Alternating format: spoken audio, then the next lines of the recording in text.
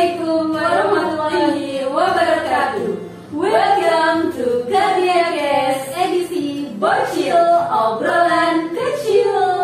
Halo sobat sehat semua, gimana nih kabarnya hari ini? Semoga kita semua dalam keadaan sehat dimanapun kalian berada. Amin. Well, kalau kata pepatah nih, tak kenal maka tak sayang. Yuk kenalan dulu sama kita.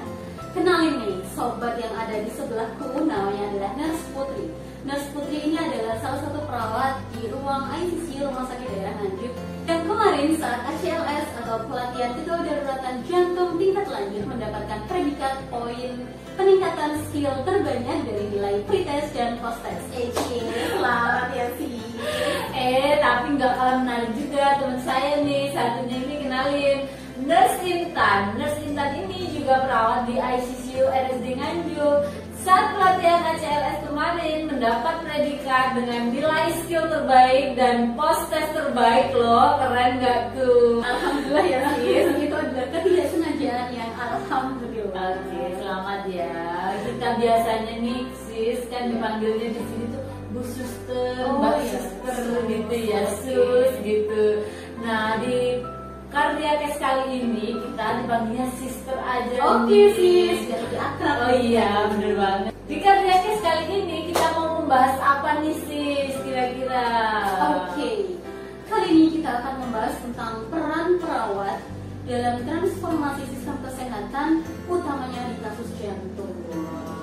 Ya. Terus apa sih sis transformasi kesehatan itu? Oke, kita bahas pertama dulu tentang transformasi kesehatan. Apa sih transformasi kesehatan? Jadi transformasi kesehatan itu adalah upaya untuk mengubah sistem kesehatan yang sudah ada agar lebih efektif dan efisien untuk memberikan pelayanan kesehatan dunia. Nah, tujuannya apa sih? Pastinya untuk meningkatkan kualitas dalam pelayanan kesehatan. Sejalan dengan visi misi Kementerian Kesehatan Republik Indonesia, ini ada 6 pilar nih sis di transformasi kesehatan. Yang pertama apa? Yang pertama ada transformasi pelayanan primer. Yang kedua ada transformasi layanan sekunder atau rujukan. Yang ketiga ada transformasi ketahanan kesehatan. Yang keempat ada transformasi pembiayaan kesehatan. Yang kelima ada transformasi sumber daya manusia kesehatan. Dan yang terakhir adalah transformasi teknologi kesehatan. Wow. Gitu sih. Terus kita nih sebagai perawat nih harus bisa ikut serta dong dalam mensukseskan program Kemenkes. Nah, itu kita bisa masuk dalam pilar keberapa kira-kira? Oke, sejalan dengan pilar kelima transformasi kesehatan, yaitu transformasi sumber daya manusia kesehatan. Kita nih sebagai perawat di garda terdepan harus bisa nih sis, menjadi care provider atau pemberi asuhan keperawatan pada pasien yang tentunya harus dilakukan secara komprehensif, profesional, dan juga holistik, yaitu meliputi bio, psiko, sosio, spiritual, dan cultural. Dan kita juga harus bisa nih menjadi health educator atau pendidik kesehatan. Nah, berkaitan dengan tugas kita sebagai pendidik kesehatan nih, kali ini kita akan berbagi informasi kesehatan kepada sobat sehat semua. Wow, menarik banget gak sih? Nah, tentang apa nih informasi kesehatannya nih sis? Oke. Kenali serangan jantung. Nah sis, kenapa nih kita memilih obrolan ini, memilih tema ini sebagai obrolan kita tuh? Apa semenakutkan itu serangan jantung? Apa seberbahaya itu kah serangan jantung? Bisa dikasih penjelasan? Oke, kita bahas tentang prevalensinya dulu sis. Dilansir dari Kementerian Kesehatan Republik Indonesia pada tahun 2023, ini menyebutkan bahwa serangan jantung itu menempati urutan kedua penyebab kematian tertinggi di Indonesia, yaitu sebesar 14,38%. Kalau di level internasional atau dunia, ini menjadi concern nih karena menempati peringkat 1 penyebab kematian terbesar di dunia, yaitu sebesar 16,17%. Wow, sangat tinggi banget. Jadi memang butuh perhatian banget ya. Nah, pastinya sobat sehat semua ini udah pada penasaran kan sharing kita kali ini tentang kenal serangan jantung. Tapi sebelumnya, apa sih serangan jantung itu sendiri sis? Oke, kita akan bahas pertama tentang apa sih serangan jantung itu. Nah, serangan jantung ini adalah sebuah keadaan yang terjadi akibat terhambatnya aliran darah ke otot jantung. Hal ini terjadi karena pembuluh darah koroner yang memasok darah ke jantung tersumbat. Nah, gitu sih. Oh iya, sangat mengerikan ya. Apa sih tapi dari gejalanya dari penyumbatan itu sendiri? Oke, jadi gejala utamanya ini adalah nyeri dada. Nyeri dadanya itu sebelah mana sih sis? Oke, jadi letaknya itu ada di tengah dada agak ke kiri sesuai dengan anatomi Oh, jadi kita nih. iya. Iya. Dan rasanya seperti apa sih gitu ya? Seperti ditusuk-tusuk, seperti tertindih, kayak ditekan benda berat. Nah, ini bisa juga nih menjalar kayak poster yang ada di belakang aku nih sis, bisa menjalar ke bahu, ya, ke punggung, kemudian ke ulu hati, Oh di sini ya, ya. ke lengan juga bisa, atau bahkan ke dada. Nah, biasanya ini disertai dengan keringat dingin ya, kemudian sesak nafas, mual, ya, muntah, kemudian pusing atau sakit kepala. Kemudian beberapa pasien ini juga biasanya terjadi nyeri ulu hati yang mendadak. Nah, sering dikira nih penyakit mah, karena memang ya letaknya di kuadran atas perut kan, dikira oh sakit mah biasa nih, padahal itu merupakan salah satu gejala dari serangan jantung. Iya. Terus kemudian dari beberapa pasien itu juga bisa disertai rasa mau pingsan.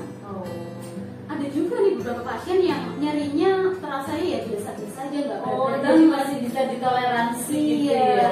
Terus gimana sih sis proses serangan jantungnya itu sendiri biar sobat sehat semua tahu nih? Jadi ada proses terjadinya serangan jantung itu terjadi karena apa sih gitu ya? Jadi adanya pecahnya plak atau kerak. Nah, keraknya ini karena apa sih gitu ya? Biasanya keraknya ini ditimbulkan adanya penumpukan kolesterol di dalam pembuluh darah koroner. Nah, kalau plaknya udah pecah nih, terjadi dong bekuan darah. Nah, bekuan darah ini yang menyumbat aliran darah ke otot jantung. Makanya bisa terjadi serangan jantung. Nah gitu sobat sehat semua ya. Jadi nih sis, apa sih kira-kira faktor resiko atau penyebabnya dari serangan jantung itu sendiri? Supaya sobat sehat semua nih di rumah pada tahu, biar bisa jaga-jaga ya. Ada dua faktor utama nih sih ya. Apa tuh? Yang pertama ada faktor yang tidak dapat dimodifikasi. Oke. Yang kedua ada faktor yang dapat dimodifikasi. Nah, faktor yang pertama itu faktor yang tidak dapat dimodifikasi atau tidak dapat berubah. Apa sih? Yang pertama usia. Semakin tinggi usia, semakin besar terjadi peluang serangan jantung. Bisa dipungkiri kan ya. Yang kedua adalah faktor gender atau jenis kelamin. Memang juga bisa dipungkiri kalau laki-laki lebih banyak. Yang ketiga adalah faktor genetik atau ras. Nah, misalkan ada generasi sebelum kita yang udah terkena serangan jantung ini, bisa aja tuh diturunkan ke generasi berikutnya. Terus yang kedua ada faktor yang bisa dimodifikasi. Wow, nih sobat sehat semua dengerin ya yang bisa dimodifikasi apa tuh? Yang pertama merokok. Ya sebaiknya ya dikurangi atau bahkan nggak usah merokok. Karena merokok itu kan merugikan kita banget kan ya. Yang kedua adalah dislipidemia. Nah, ini meningkatnya kolesterol total, triglycerid maupun LDL, lemak jahat nih kita nyebutnya. Lalu dan lipoprotein.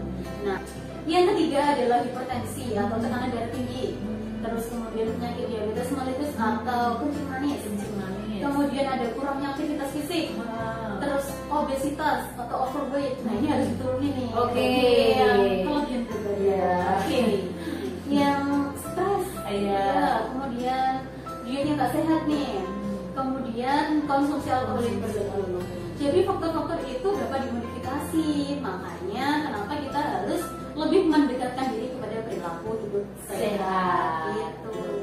Nah, sis, kita ini saatnya berbagi tips nih untuk sobat sehat semua. Nah, tips untuk terhindar dari serangan jantung bagi kita nih sis yang masih sehat nih apa aja? Oke, sejalan dengan programnya Kementerian Kesehatan ada jargon nih. Oh ya. Cerdik. C-E-R-D-I-K. Oke. Untuk C-nya apa nih? C-nya cek kesehatan secara rutin. Oke, meliputi apa aja tuh cek kesehatannya? Oke, kita bisa cek tekanan darah, detak jantung, kadar oksigen dalam tubuh, kemudian pernafasan, kadar kolesterol, kadar gula darah, dan cek lab lain.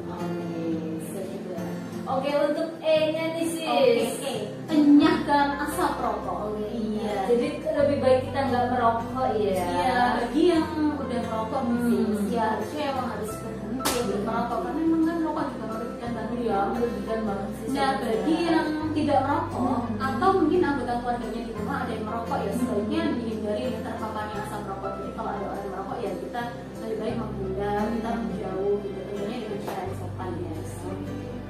Terus yang ketiga nih sis, R. Oke, R apa sih gitu ya? Rajin aktivitas fisik. Nah, Rajin aktivitas fisiknya tuh meliputi apa aja oke, nih? ini bisa dilakukan nih sis olahraga. Bisa juga durasinya 30 menit per hari selama 3 sampai 5 kali per minggu. Tapi disesuaikan juga dengan kemampuan kita masing-masing. Ini bisa juga dengan berenang, dengan bersepeda ya, Bersepeda, berlari, berjalan atau jalan di tempat sesuai dengan kemampuan kita masing-masing. Yang low budget juga ya Iya, ternyata. terus gym, terus kemudian nyewa-nyewa alat nggak usah.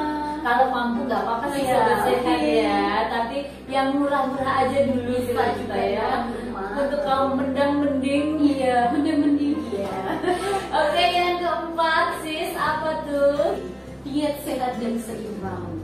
Jadi jaga pola makan sehat, konsumsi buah dan sayuran, kurangi konsumsi gula, kurangi konsumsi garam, kurangi konsumsi lemak. Gitu sih. Lanjut, yang kelima nih sis I, apa tuh ini? Istirahat cukup.